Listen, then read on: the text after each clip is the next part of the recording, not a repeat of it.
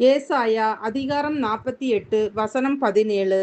இஸ்ரவேலின் பரிசுத்தராயிருக்கிற உன் மீட்பரான கர்த்தர் சொல்லுகிறதாவது, பிரயோஜனமாயிருக்கிறதை உனக்கு போதித்து நீ நடக்க வேண்டிய வழியிலே உன்னை நடத்துகிற உன் தேவனாகிய கர்த்தர் நானே. அன்பான தேவ பிள்ளைகளே, நம் சந்ததியை கற்ப பிறப்பை, அதாவது கர்த்தர் தந்த பிள்ளைகளையும் ஆவிக்குரிய பிள்ளைகளையும் மணலத்தனையாகவும் அதன் அணுக்களத்தனையாகவும் பெருக பண்ணுவார். ஆம், கர்த்தர் நம்மை போதிக்கும் போது நம் குடும்பத்தை கர்த்தர் பலுகி பெருகச் செய்வார். கர்த்தர் நம்மை போதிக்கும் போது நம் சந்ததியின் பெயர் அற்று போகாது, அழிக்கப்படாது. அப்படியானால் கர்த்தர் நம் வருங்காலத்தை, நம் சந்ததிகளை பெயர் கூட அற்று போகாமல் பாதுகாப்பார் என்னும் அவருடைய அன்பை, பாதுகாப்பை எண்ணி அவரை துதிப்போம், ஸ்தோத்திரிப்போம். அன்பானவர்களே, கர்த்தரே நமக்கு அவருடைய கண்ணை வைத்து ஆலோசனை தந்து நாம் நடக்க வேண்டிய பாதையை காட்டுவார் என்று சங்கீதம் 32:8 சொல்லப்பட்டிருக்கிறது.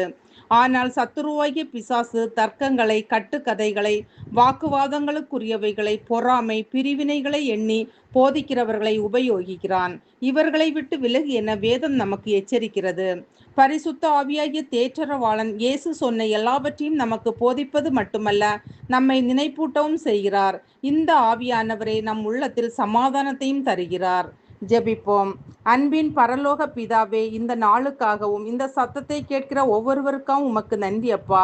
பிரயோஜனமானவைகளை போதிக்கிற ஆவியானவர் இடத்தில் எங்களை, எங்கள் குடும்பத்தை போதிக்கும்படியாய் ஒப்பு கொடுக்கவும், சத்துருவாகிய பிசாசு அந்நிய போதனைகளால் வஞ்சித்து விடாதபடி வஞ்சிக்கப்பட்ட ஆத்துமாக்களை விடுவிக்கவும் ஆவியானவர் தாமே உதவி செய்வீராக. இயேசுவின் நாமத்தில் பிதாவே, ஆமேன். ஆண்டுகள் முடிவதில்லை, நீரோ மாறாதவர், ஆண்டுகள் முடிவதில்லை.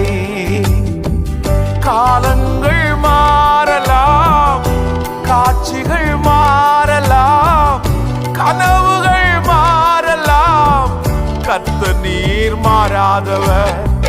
காலங்கள் மாறலாம், காட்சிகள் மாறலாம், கனவுகள் மாறலாம், கர்த்தர் நீர் மாறாதவர். நீரோ மாறாதவர், உங்க